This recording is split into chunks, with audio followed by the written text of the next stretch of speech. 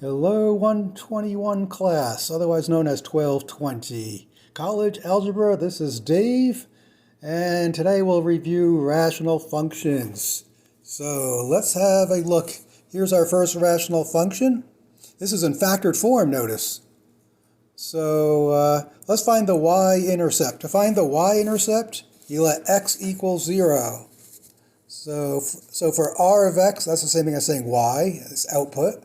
So I'm going to write y equals, wherever you see x's, you write 0 for the y-intercept. So when x is 0, isn't this factor going to be 0 minus 5, which is just a negative 5?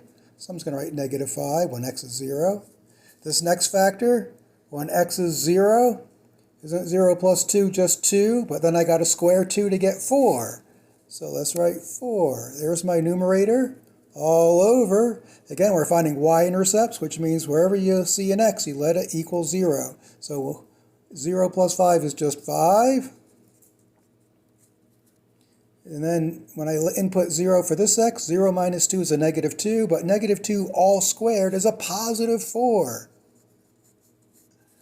Okay, simplifying. If you want, you can cancel these 4s. Anything over itself is 1. And I could also cancel the 5s but keep the negative, but I'll just go 2 times negative 5 is a negative 10 over a positive 5. And that's going to equal a negative 2, right? A negative over a positive is a negative. I'll write it as an ordered pair. So the y-intercept means x is 0 and y is a negative 2. There's my y-intercept. Okay, to find the x-intercepts, you're going to let y, this is y, so let that equal 0. So here's my equation to find the x-intercept. I'm going to write 0 equals 2 times the x minus 5 times the x plus 2 all squared over x plus 5 times x minus 2 squared. True or false? I can cancel these factors right here and also these factors. True or false? I can't hear you. The answer is false. You can only cancel identical factors. X minus 5 is completely different from x plus 5, and likewise these do not cancel. Okay, so to solve this equation for x, to get my x-intercepts, I'm going to clear the fraction. So multiply both sides by the denominator, because this is the LCD. Or equivalently, I could just put this over 1 and set the cross products equal. Either way, here's going to be the next line. 0 times this is still going to be 0, because 0 times anything is 0. And then when I multiply the right-hand side by the x plus 5, x minus 2 squared, I'm just left with the numerator because of the canceling. So 2 times x minus 5, x plus 2 squared. So how do I solve this equation? Well, I'm going to divide both sides by 2 to make it simpler. So what's 0 divided by 2? Still 0. And now the 2 goes away, so I just have x minus 5, x plus 2 squared.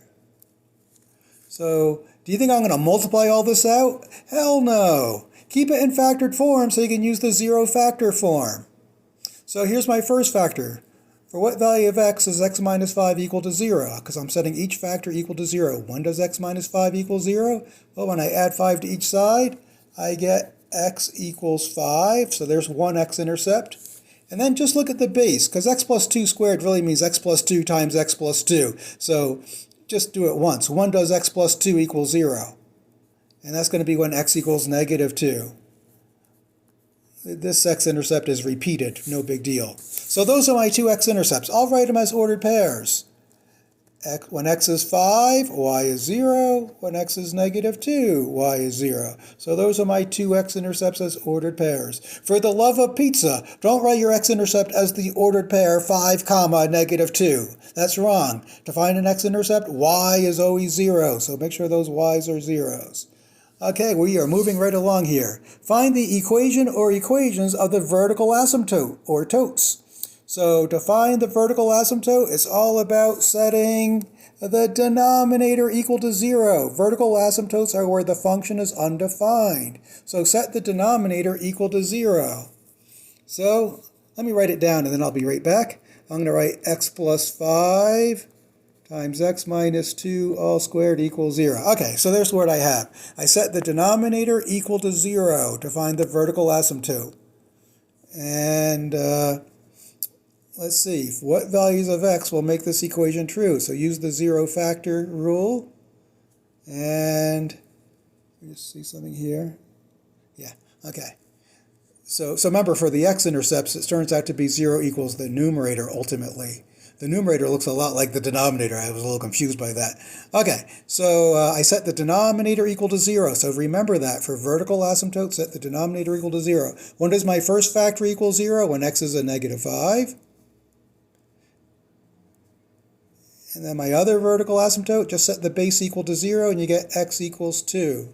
So I've got two vertical asymptotes. Sorry, this is sloppy. It's kind of hard because I'm writing while looking through the phone as opposed to looking at the actual paper. So that's why it's kind of sloppy.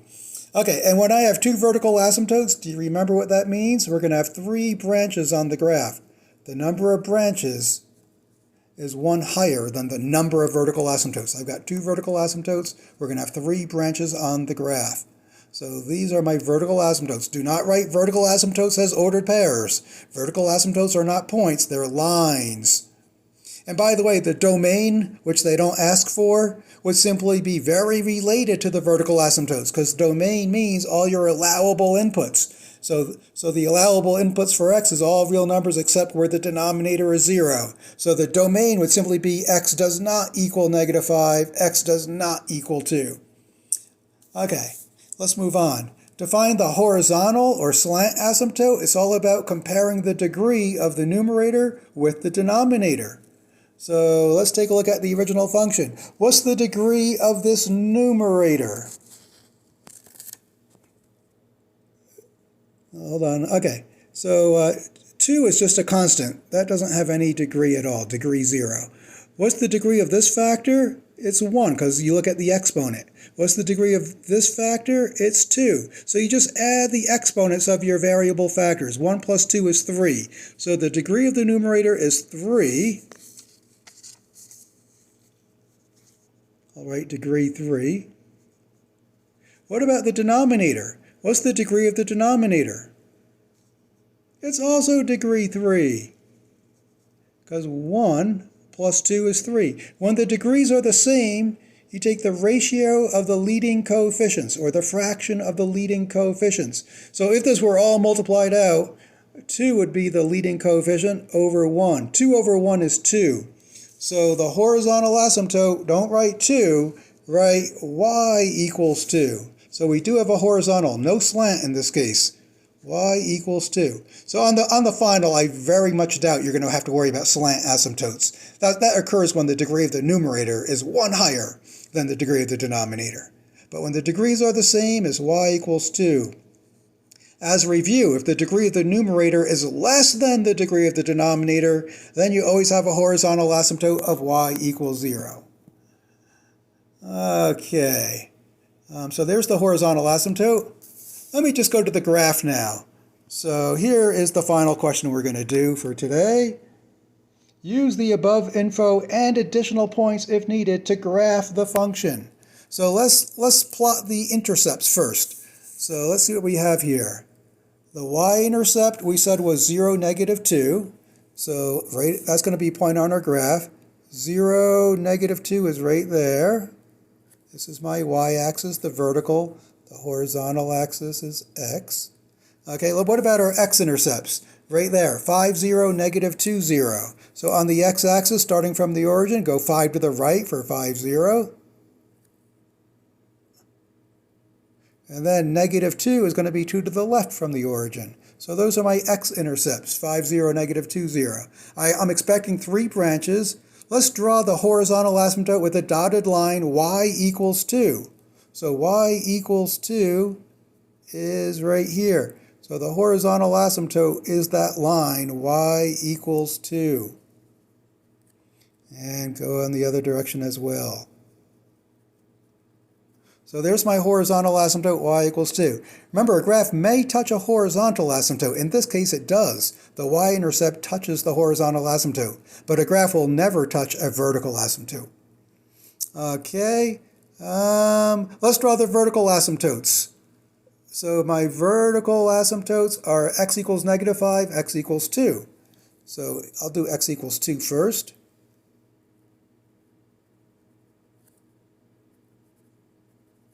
So there's x equals 2. And the other one we said was x equals -5. So x equals -5 is over here. Draw a vertical line. Remember, the graph will never cross or touch a vertical. We got two branches here, and I'll call this x equals -5. Don't write -5, it's x equals -5. It's a line, a vertical line. Okay, so it looks like it looks like we know what's going on a little bit. Between these two vertical asymptotes, it looks like it's gonna, remember, as you get really close to the vertical asymptote, then the function is going to either approach infinity or negative infinity. So in this case, it looks pretty clear that we're going to go up, but do not cross that vertical asymptote or touch it. And then as I approach the other vertical asymptote, it's going to approach negative infinity. As x approaches -5, y approaches negative infinity. Now, if you were unclear how I drew that branch, let x equal, say, 1, and you would see when x is 1, y is going to be some point around here. Just for fun, let's just do that. If x is 1, you just wherever you see x's, you write 1. 1 minus 5 is -4. 2 times -4 is -8. 1 plus 2 is 3. 3 squared is 9. -8 times 9 is a -72 over, and what did we say? Well, let x equal 1, I think we said. Yeah, so when x is 1, the denominator is going to be 1 plus 5 is 6 times 1 minus 2 is a -1. -1 squared is a +1. So this is going to be 6. Let's see. This looks, I don't know. Let me just see what we did here. If x is 1, so in other words, when x is 1, I'm trying to figure out what is the y equal to. Let me just make sure I didn't make a mistake here. 1 minus 5 is a -4. 2 times -4 is a -8. Times 9 is a -72. 1 plus 5 is 6. 1 minus 2 is a -1. -1 squared is a +1. So actually we get a negative answer. So my assumption was wrong. 6 into 72 is 12. But don't forget the negative. So 1 -12 is going to be a point on the graph because it solves the function. So let's go back. When x is 1, y is -12, which is down here somewhere. So it turns out, I'm sorry about that, but this is all wrong right here. So it turns out after you hit here, you come back down, which is certainly reasonable. And we're not going to cross that vertical asymptote. It kind of looks like a parabola, but it isn't because the domain is not all real numbers for this branch. So this is one branch. Ignore this. So that's why it's good to do an additional point. You should never assume, as I just did. So this is correct, what we have now. Because once I go through that y-intercept, it turns out we come down. Okay. Here I got a point. This is more forced because I know this is the only place where I'm going to hit the horizontal asymptote. So, and I can never cross over a vertical asymptote. So this branch is actually forced. We're going to approach the horizontal. Remember, horizontal asymptotes describe end behavior. So as x gets really, really big, y is going to approach that horizontal asymptote. And then I'm not going to go through the horizontal asymptote. Instead, I'm going to go down and approach but not touch the vertical asymptote.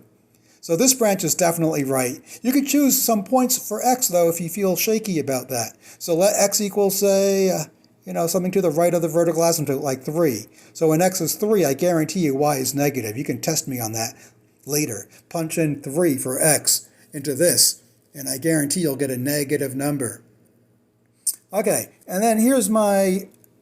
So I know I should have 3 branches. Here's one branch, here's another branch. To get this branch here, I'm not sure what's going to happen. Is the branch going to look like this, or is it going to look like this? We really don't know. So let's pick a point to the left of the vertical asymptote. Let's let x equal -6. So when x is a -6, Let's figure out what y is. Remember, r of x is like y. So when I input -6, what is the output? So -6 minus 5 is a -11. 2 times -11 is a -22 times -6 plus 2 is a -4. -4 squared is 16 over -6 plus 5 is a -1. And then I have -6 minus 2 is a -8. -8 squared is 64, but -1 times 64 is a -64. Two negatives give me a positive. 16 over 64 reduces to 1/4, because 16 times 4 is 64. Okay. Let's see where we are here. 16 over, what did I do here? 16 over 64 is 1/4. So it looks like we have these two negatives, if I'm looking at this correctly. Yeah, -22. Yeah. Okay. So 22/4 reduces to 11/2, and it's a positive because don't two negatives make a positive? So it's going to be a positive 11/2, which is the same thing as saying 5.5. 2 goes in 11 5 times with 1 left over. So this point is on the graph. -6 comma 5.5. -6 comma 5.5. 1, 2, 3, 4, 5.5. So somewhere about there. So from this lone point, we know it's going to approach the horizontal, because horizontal asymptotes describe end behavior. And it's not going to touch, but get close to the vertical asymptote. There's my three branches. 1, 2, and 3. As x approaches -infinity, y approaches 2, the horizontal asymptote. As x approaches positive infinity, y approaches 2, the horizontal asymptote. Okay, so 16.5 minutes long roughly. Goodbye. Stay tuned for some more YouTube videos, at least 1 or 2 more probably. Okay, bye-bye.